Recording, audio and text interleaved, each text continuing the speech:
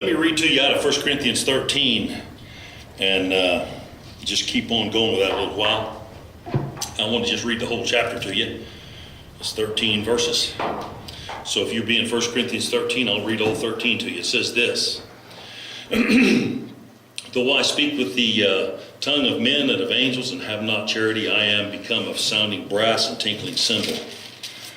And though I have the gift of prophecy and understand all mysteries and knowledge, and all knowledge, and though I have all faith so that I can remove mountains, and have not charity, I am nothing.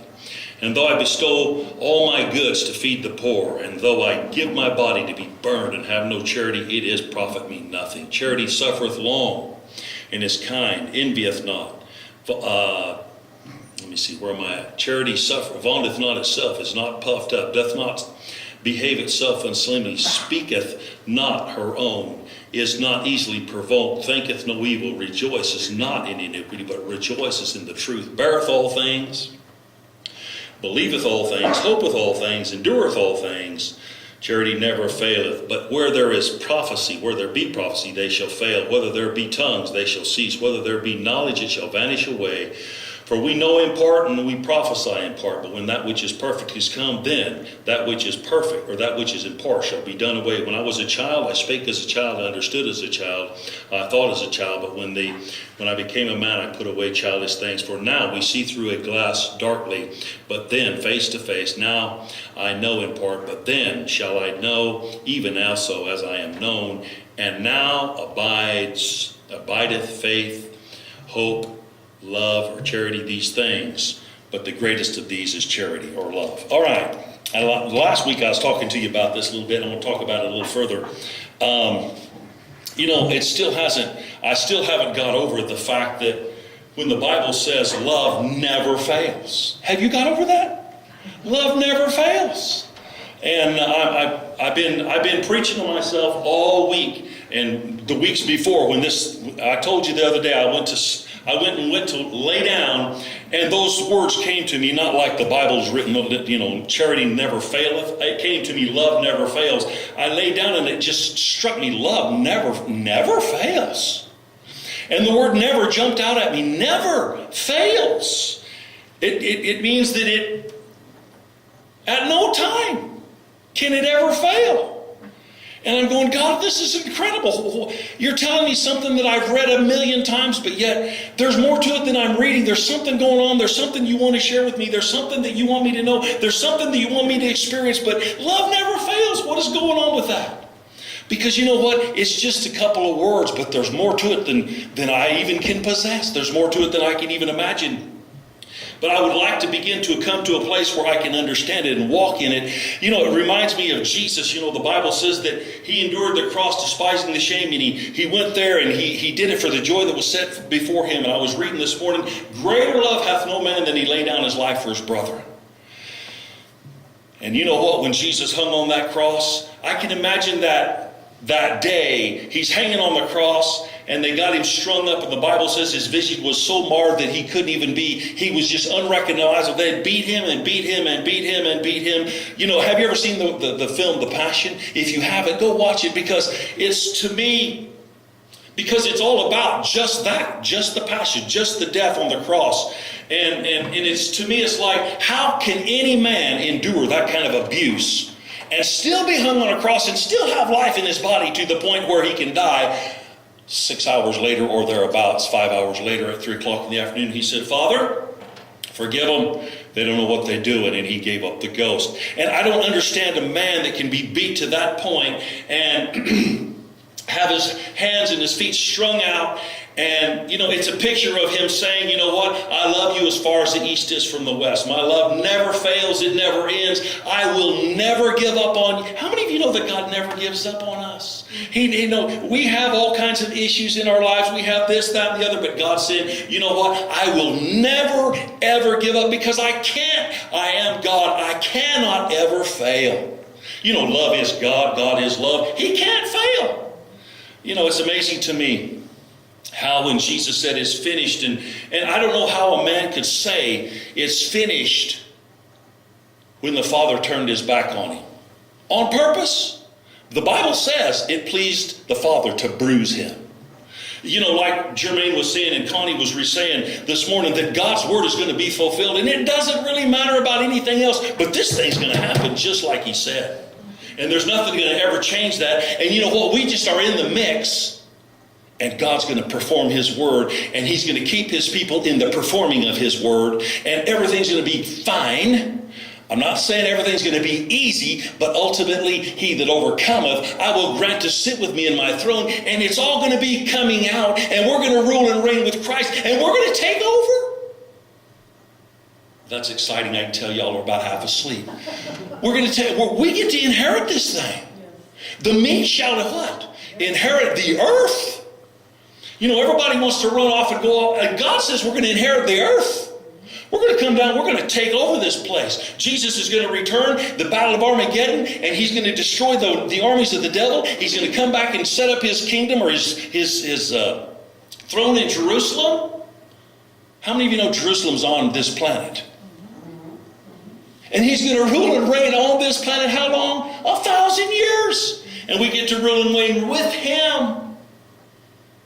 I think some people think we're going to be setting off down in heaven somewhere, wherever they got that picture. I don't know. And we're going to be doing... No, that's not what the Bible says.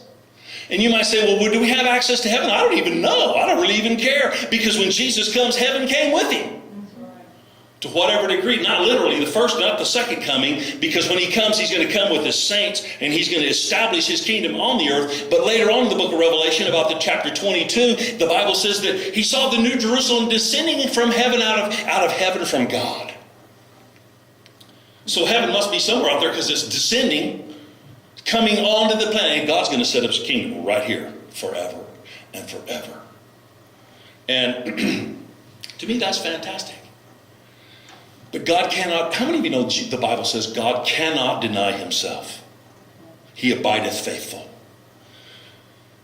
And to me, it's fantastic that Jesus, love covers a what? Multitude. Did you know that there's no sin? I'm telling you this morning, I was reading some things and it began to work in me, and I'm going, God, you almost, how can I say this without sounding, but Jesus didn't count it as robbery to be considered equal to God or even on the same level as God. And I asked myself, is that possible, or is that legal for us to feel the same way, God? That we could actually say, because I was reading out of 1 John, and the Bible says, if you see a man sin a sin, and it's not a sin unto death, pray for the man that he may be forgiven. And I'm going, God, wait a minute, whoa, hold it. You mean I can see a man sin and pray for him, and you can actually bring redemption to that man? That's kind of what Henry preaches. He's saying, you know what? You need to remit the sins of the past and the future. You need to help people. The Bible says that he's not imputing our trespasses, but he's releasing us from our iniquities and our trespasses. He's letting them go. He says, don't hold it on them. You know what you do when you hold iniquities on people or trespasses on people? You destroy them. When you don't forgive them, you destroy them. I had an opportunity yesterday, man. It was quite the opportunity. It was. And you know what? I'm so glad it happened. Everybody knows who my neighbor is. Well, we've butted heads many times. Well, yesterday, I thought we were going to butt heads again. And we did. Because how many of you know when somebody sticks you with a knife, your first reaction is to get mad? Come on, am I the only one that acts that way? Are you serious?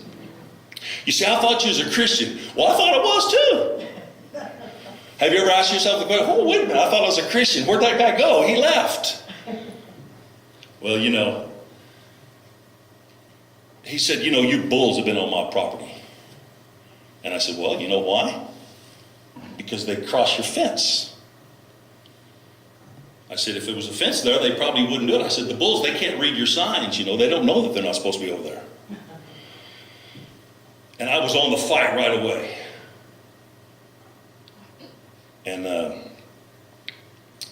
we sparred for a little while. And I told him, I said, well, first of all, I said, your attitude stinks, and I don't like you because of that. I didn't say it like that. I said, I don't like your attitude. It stinks. Is that wrong? How many of you know sometimes your attitude stinks? said, I don't like your attitude. It's just sorry. We went on, we talked for a while. First of all, he's telling me, he said, it's going to be your job to maintain my fence. And I said, you're crazy. I ain't maintaining your stupid fence. Never in the world.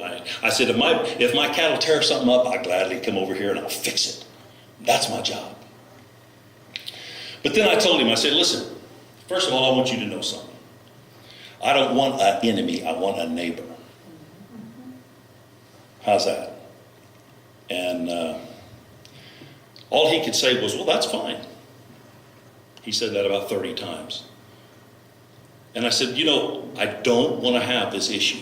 I said, this is my exact words. I said, if I've hurt you, you say, why would you give him any kind of, you need to hate him. He deserves to be hated. He don't deserve any kind of forgiveness or love. You know what? Love never fails. And I told Kelly, I said, you know what? There was everything in me that says, you just need to be a human on this one. You know what I'm talking, I don't think you know. But I told him, I said, listen, if I've hurt you, and I probably have, and a lot of the problems we may have, it could be my fault. And if it is, I ask you to forgive me, help me. I don't want to have this issue. I said, I want to have a neighbor. I don't want to have this grinding, you know, always grinding on one another. Because I'm going to be honest with you, listen. You might say, I thought you was a Christian. But it was hard for me to pray for a person like that. Maybe you say, well, you just need to get saved. No, you need to walk in my shoes and you will understand. And if you tell me that you could at any given time do that, you're lying. Because you know why? I know what humans are like. Because I'm just like you, you're just like me. People are generally the same. And I walked away and I told him, I said, listen, my attitude is this. Rather than fight with me, call me and I'll help you build your fence. I'll help you build this thing. I said, just by the way, if you're interested, I'm going to knock my bulls in the head in a few weeks. Oh. I said, but I still want to build your fence because I might put something back in here. He goes, yeah, it's interesting. You just let them free range. And I said, what do you think I got 40 acres for? To build fences? I bought the 40 acres because there's a lot of feed out there and I just thought I'd let them go. I'm going to build a fence because they're running the trees. He goes, oh yeah, that's smart. And I said, yeah, bulls are hard on everything. I didn't intend to buy bulls, by the way. Just happened that way. But I walked away and I told him, I said, listen, I don't want to have this issue with you. And you know what's interesting to me? And to me, this is the most awesome thing in the world.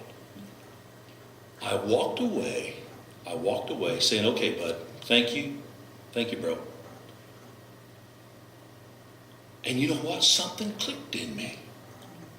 What do you think that was that clicked? I actually felt pity for the guy, and I could pray for him. To me, that was an amazing thing to think that I can actually pray for him with feeling, not with a grudge like getting God. I could pray for him with feeling like he don't deserve hell. Do you understand what I'm trying to tell you? He don't deserve the hatred. He probably deserves it. I don't know how to tell you this, but at the same time, it's like love. And that was the scripture kept going through my mind the whole time we're talking. Love never fails. Maybe God brought that to me just for that day. I don't know. Love never fails. And I'm going, oh. But you know, that's not my nature to go and do something like that. It's the nature of a human to go and say, I'm going to hold a grudge against you. And I got to admit, you know, I went down there, I was a little edgy. I was edgy. I wanted to tell him how the cow ate the cabbage, dude. And I told him some pretty strong stuff. And interesting to me, and I think that the secret was this, he was totally stone sober. And he could hear what I was telling him. And that's a good thing, dude. I'm thrilled about that. You might say you're weird. I'm happy about that. Because you know what? Listen to me. Sometimes I have heard it been preached. Kelly was reminding me this morning. The neighbor that you had was the most hateful, arrogant, mean individual in the world. But guess where they ended up? serving God, the front row of the church. And I'm going, wow, would that be awesome or what? You say, well, I ain't coming back if he shows up. You need to repent. Because you know what? Nobody deserves hell. Now 3 or 4 people may. I'm just kidding you. Nobody does. But love never fails. And you know what? I want to come to a place in my life where it's not just words. How many of you know what I'm talking about? That it's not just love never fails. You know, those are just words. They're powerful words, but I want that thing to become something that's in me. To where, you know, love never. Everybody say never. Do you know that's eternal? It never fails. I'm going to give you some stuff here real quick. Hold on a second. I got some definitions that I want to run through real quick. And I know that you're probably thinking, I don't want to hear your definitions, but you do. You do. You need to hear some of this. Let me just give you some thoughts here. I want to pick on just a few items here. Did you know the Bible says love suffereth long? You know what that means? I was thinking about this morning. I don't know if you've ever thought about this before, but you need to be extremely thankful that God is God. You need to be really glad that we don't have the power to become what we would become if we had that kind of power. Have you ever met people that power went to their head? How many of you know that God, power don't go to his head? He is very, very stable. He's very, very understanding. And you know what? If power would have gone to his head and all of these things would have happened, he would never have been suffering long. You know what? He would have burned a lot of people by now. Probably me first. You know what scares me the most about God? And it's not really a scary thing, but to whom much is given, what? Much is required. Don't you think that judgment will begin at the house of the Lord? The Bible says it will. Don't you think that we look at the world and say, God, get them, but the whole time the problem's in the church? You know what I'm talking about, right? There's so many issues in the church, and we're wanting God to burn the world. He won't do it. He won't do it. But it's amazing to me how long God has let America continue. And the sin and the crap that goes on, the Bible says he suffereth long, he suffereth long, he suffereth long. Sometimes, you know what? We need to learn to suffer long. He suffers long. Babies are being aborted by the millions all the time, thousands all the time.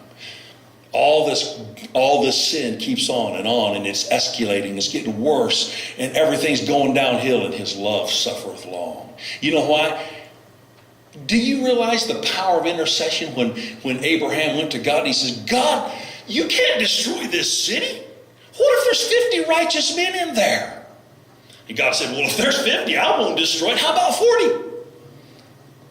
Oh, okay, 40 then. Oh, how about 30? Abraham, you're a gutsy man. He brings him all the way down to 10 and he says, Abraham, if there's just 10 righteous, I'll save that city. And that's why God suffereth long, because there's 10 of us here today at least. And God suffereth long. You know why? Because he wants to get every person he can possibly grab. And he will. He will. But you know the sad thing is, the day came when God says, I can't find 10. I can't even find 10. This was a big old town, I'm sure. I can't find 10 people in there. He said, I tell you what, he said, you better get Lot and get his wife and tell them to get out, because he said, I'm fixing to rain fire and brimstone down on that place. And he says, you know what's the crazy thing? He said, don't look back. Just take off and don't look back. Well, you know the story. Lot got out, but his wife turned to a pillar of stone. Why? Because she looked back. Well, I'm trying to make a point here. God suffereth long. He does. He suffereth long. And is kind. You believe that? God suffereth long and is kind. Charity or love envieth not. It don't puff itself up. I'm sure everybody loves to be around those kind of people. You know, cocky, arrogant, self-centered, puffed up, think they're God themselves. Let me sum it up like this. I'm going to leave you alone just a minute. It says this. doth not behave itself unseemly. Now I want to talk about that for a minute. How many do you know that this is the reason we need to know the book? Because when you know the Bible and you understand, the Bible says if you love me, you'll do what? Keep my commandments, right? And if you know the Bible, you'll see this is the best word I can have for that, the character of God. How many of you know when you know the Bible, you understand the character of God? And what is the character of God? That's what character we're being developed into. That's the idea of what God's doing in us is who he is. He's building us and making us in his own image. I mean, he did the first time, but he's recreating us, if you will.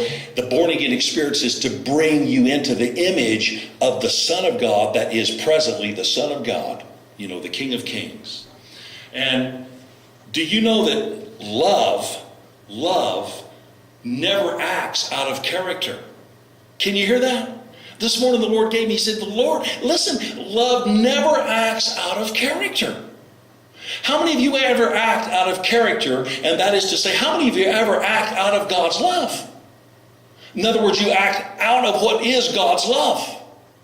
If we're acting out of what God's love is, we're out of bounds. We're wrong. Love never acts unseemly or never out of character. How many of you, this is what it means. Love, the character of love suffereth long. Right? The character of love never envies, is never puffed up. It's always kind.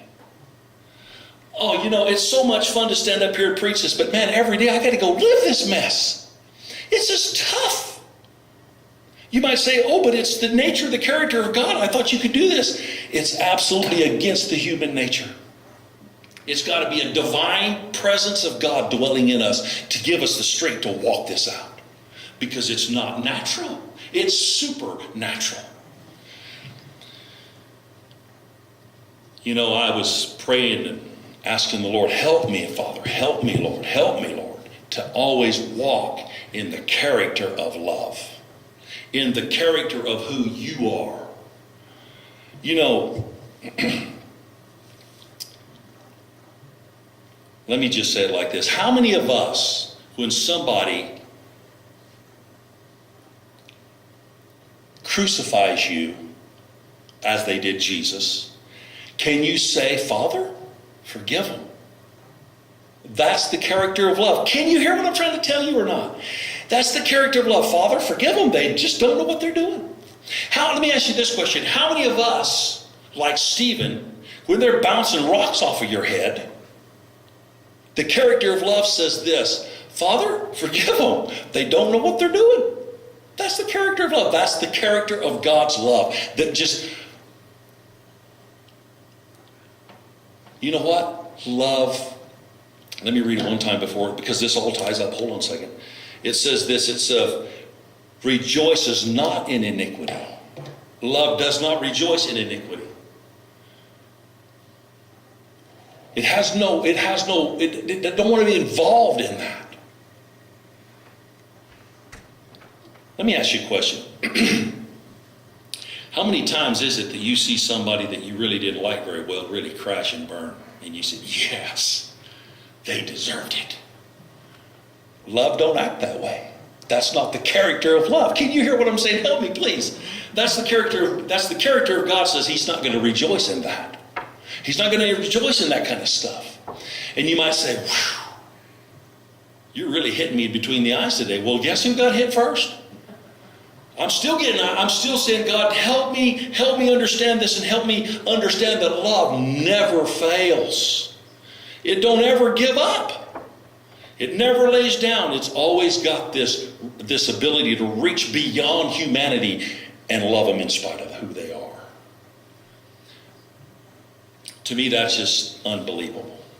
It's just unbelievable. Let me just finish with a few more here, if I can get them. It says that it don't envy, it don't vaunteth not itself. That means it don't brag.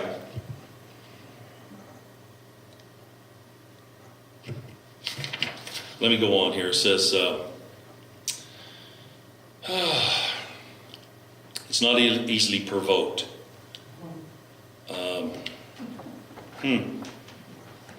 Really? I didn't know that. How many of you didn't know that love's not easily provoked?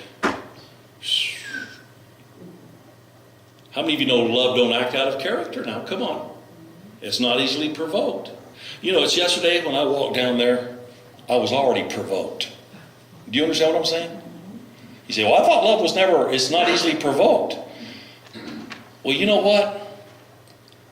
I believe God allows things to happen to help us, even in spite of the ugliness of what happened, because I walked away saying, Father, forgive me.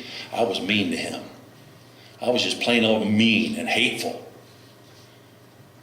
I tried to fix it.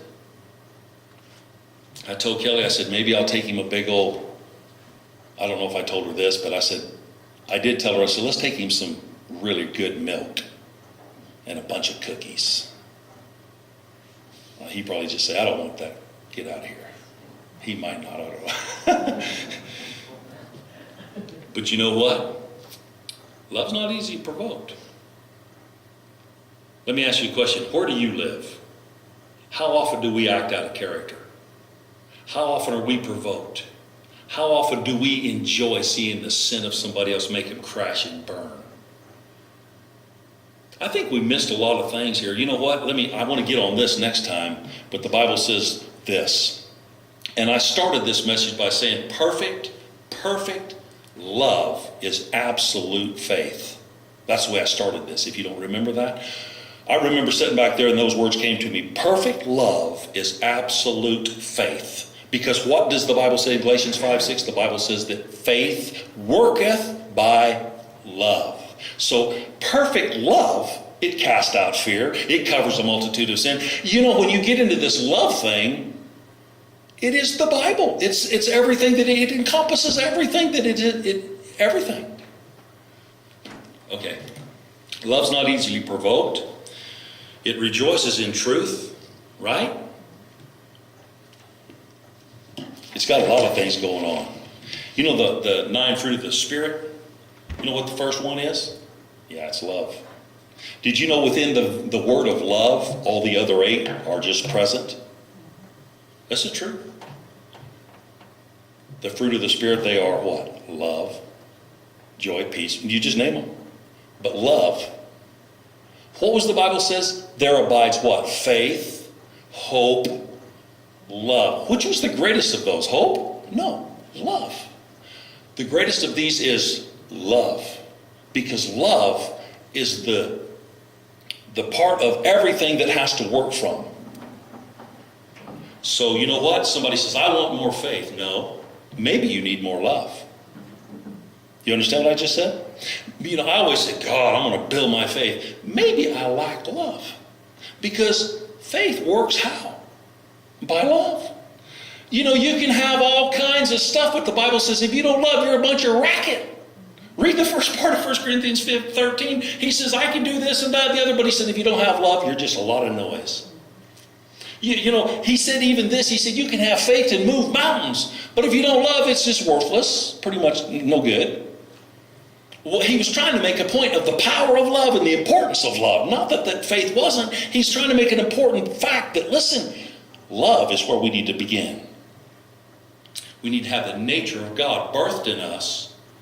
And that nature, that character of God, from that character, because I had a man say one time, he said, inherent within the nature of God is power.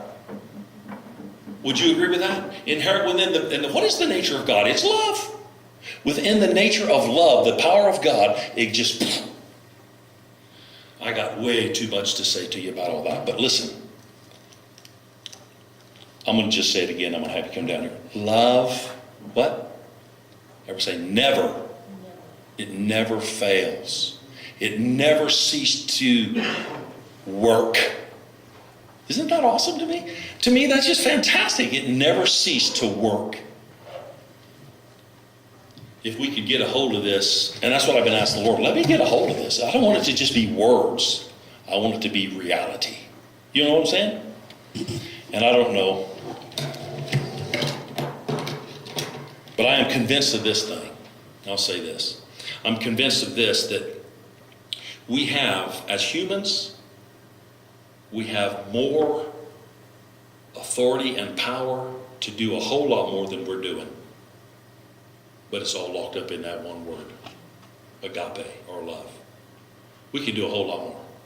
I was thrilled. Kelly told me today, she said, I had a person write on Facebook, said, would you pray for me? And I don't even know this person very well, just barely. And I'm going, yeah, I wonder where we're going with this. Maybe God's opening some doors because we're beginning to understand, hey, listen, love never fails. If we can get a hold of that, maybe we can get a hold of the community. Maybe we can get a hold of people who are dead dog drunks and we can get them born again and get them set free. Love never fails. You say, well, they've been drunk for a long time. I don't know if God's love can help them.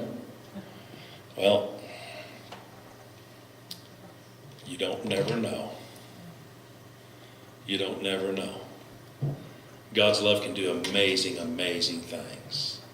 Just remember this. If you don't get nothing else, I say get this. Love never fails. Okay? Now, let me give you a commercial break, and I'm going to leave you alone. You can come up here and we're going to pray.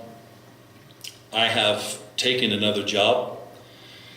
That means that within, and you're going to have to give me some time to figure